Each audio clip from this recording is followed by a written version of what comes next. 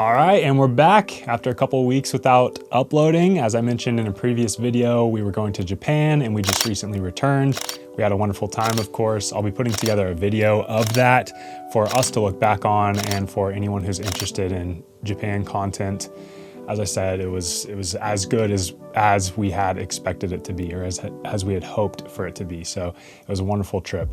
Now, this, if you're new here, is a series on reading books of all kinds, and specifically in this video, we're going over day 7 from Wind and Truth, Brandon Sanderson's Stormlight Archives series.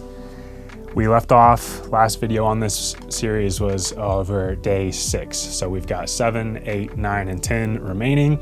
Today we'll be going over day 7. So it took me a bit to get back into the book after having a little bit of a hiatus there. And so I've got my notes prepared and we'll just be getting into it. This series, if you're new, again, I don't exactly just review the book per se. I just share my thoughts on it, add some commentary. We go through what's going on and whatever the books are. And I do generally give my recommendation or my thoughts and feelings on if I like the book or if I don't, what I do and don't like about it. So that's how things work.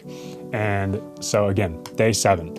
We start off, we get some more information around Renarin, and there's one passage from the book that I found interesting because it shows us that, like his father Dalinar, who went against the grain, societally speaking, and learned how to read and write, Renarin has done the same. The book says their thoughts had a way of seeping into the children like ink through too thin paper, a metaphor that made him, Renarin, smile as he never would have considered it before learning to write. We see that Renarin also has learned how to read and write. So this custom of men not learning how to read and write within their culture seems to be slowly going away. As a big theme of the book is the changing tides of cultures for both their people as well as the singers. Everything's changing. We get a scene from Sigil fighting, and we get to see how he is really getting into the role that Kaladin has given him, leading the Windrunners, and he's just going all out. It's a cool fight scene. We see that his skills have greatly improved.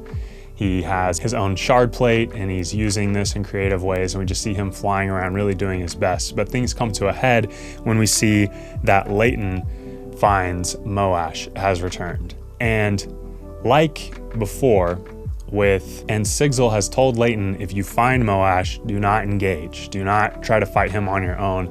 But Leighton ends up forced into a battle, really, with Moash, and it all culminates into Moash killing Leighton.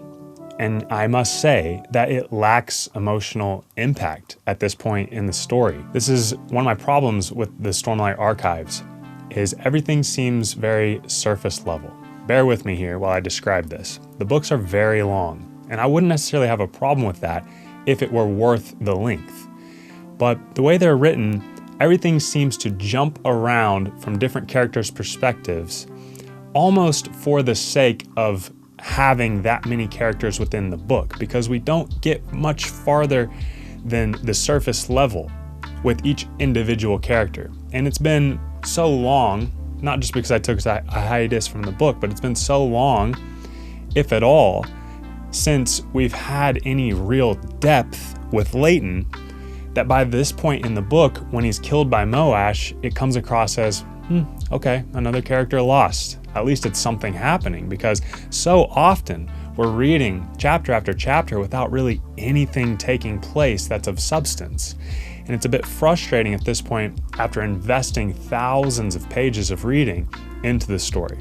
So Moash kills Leighton, and we don't feel much of anything. At least I didn't. I'm thinking, okay, what's next? Anything, relating to the big ultimate questions that we've been building towards for thousands of pages? I'd like to see some more about that. So Leighton is killed by Moash, and then we have this death rattle that Leighton speaks, which is a bit interesting, and it almost presents a prophecy that Moash will also kill Sigil. So that's yet to be seen.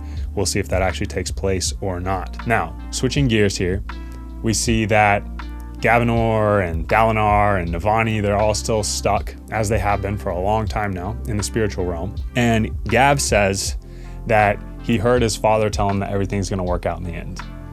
Now, is it just that he's a child and he's just saying this, it's his imagination? Or did he somehow, within the spiritual realm or otherwise, actually hear from his dad?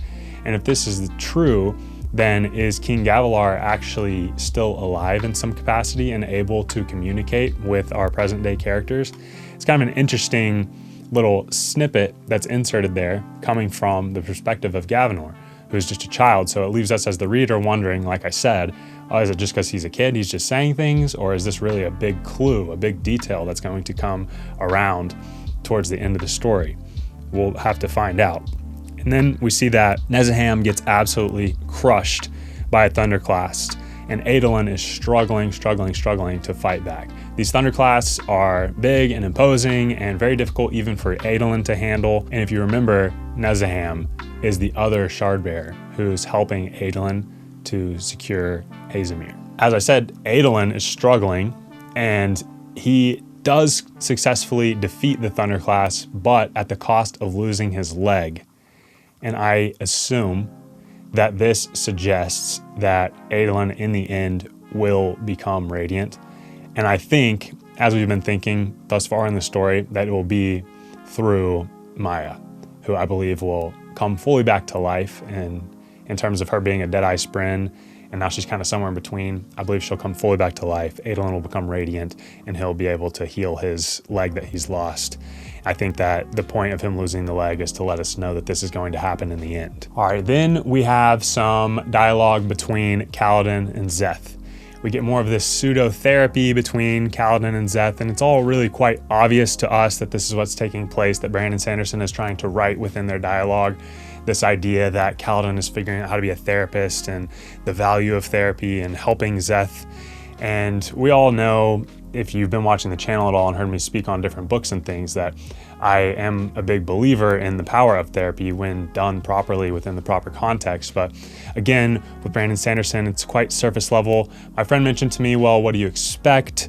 Kaladin is just figuring this out on his own, and that is fair. But then we have another Spren that comes in very randomly into the story after Kaladin finishes speaking with Szeth, and just makes it very on the nose, very obvious, essentially asking for therapy, saying that they would like to speak with Kaladin because they would like to receive like his services of therapy. And it's just too on the nose. It's just like, we get it, you know? You don't have to explain what's going on so blatantly to us. And this has me thinking more and more that I wonder if these books are so uninteresting because they're like youth books or something. The way that things are explained so obviously like this makes me think that maybe the intended demographic is much younger. I'm not exactly sure what Brandon Sanderson's intended demographic is, but it comes across as not exactly a children's story, but I guess like a young adult fantasy novel. I'm not sure if most fantasy is like that. I don't read a lot of fantasy, as I've said in a previous video. So I just found this like very like, okay, let's get through it. Okay, another Spren comes out of the blue and is like, I hear you're doing therapy.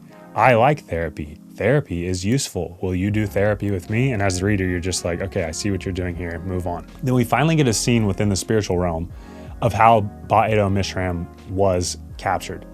And seemingly, Mishram was captured using one of these gemstones that has the ability to essentially like suck her soul or her essence into the gemstone, trapping her there within that prison. And this was done through the service of Malishi. Malishi is the one who carried this out, ultimately speaking. And the Stormfather, at this point, we come to find out, has been seemingly aiding Navani and Dalinar's ability to traverse the spiritual realm. They've been doing an okay job of it, figuring it out more as they go, but the Stormfather essentially tells them that he's been the one helping them do this, and he abandons them to Odium there after saying some ominous things to Dalinar. Dalinar is then thrust even more so into chaos as he struggles to find a way on his own to traverse the spiritual realm, and we'll see in upcoming parts of the story if he's able to do this or not. We then get a couple of interludes after day 7. The first one has to do with Lift, who I've been waiting to hear more about. We see that she is told from the sibling that her chicken, as she calls it, has been stolen and is being kept captive by the Ghostbloods in a secret room of theirs. A room that's secret and beyond the ability of the sibling to see because the walls, floor, and ceiling are lined with a thin layer of aluminum, which is interesting. So Lift runs to go save her chicken. And not only does she find her chicken, but she also finds hanging upside down from the ceiling, suspended by a chain, Zael. And she ends up saving him as well. He's so impressed with this that he tells Lift that he wants to be her teacher. He wants to help to refine her raw talent and really help her to reach her potential. So that'll be interesting to see. I expect that Lift will be a large part of the ending of this book and her ability to help everyone else out. Because even at the last battle of Thalen Field, we see how big of a factor Lift played in everything. And then we have another interlude, very short one, regarding Odium. And Odium tells us as the reader at this point that either outcome of this final day, the 10th day, will serve him, but the one he really wants, as we know, is to break Dalinar down and to be able to use him directly for his own means. So as we move into day 8, 9, and 10, I'm feeling a bit concerned because I'm losing interest in the book. I've talked about why already in the video up to this point, and I really didn't expect by this point, with only 3 days remaining over the course of like 5,000-ish pages, to be this uninterested, this uninvested. So I really do hope that as we move forward into these final 3 days, that things pick up the pace, that we get some answers, that we get some more interest, that we get a little bit beyond the surface level of some of these characters. I want to feel something. I want to have some revelations of my own. I want some big points to be made. I want something to happen that's actually memorable, that actually makes it worth it reading this far. And maybe it will happen. I'm going to continue to be honest. I don't want to be jaded and just look for only negative things. I also don't want to look for just only positive things. I just want to be honest as I'm reading, as I have been up to this point, and just sharing with you what's going on in the story. As I said, giving my commentary on it and telling you how I feel. So if it picks up from here and it makes it all worth it in the end, I'll be happy and I'll be sure to relay that in these videos. And if it doesn't, then I'm going to be honest and I'm going to say, look, I don't think it's worth the length. So we'll see as we get into day 8, 9, and 10. And on that note, I appreciate your time watching these videos. I hope that you enjoy them. I hope to hear from you in the comments. Like this video if you enjoyed it. And I will see you back here soon when we do go over day 8 of the Stormlight Archives Wind and Truth by Brandon Sanderson. Thank you.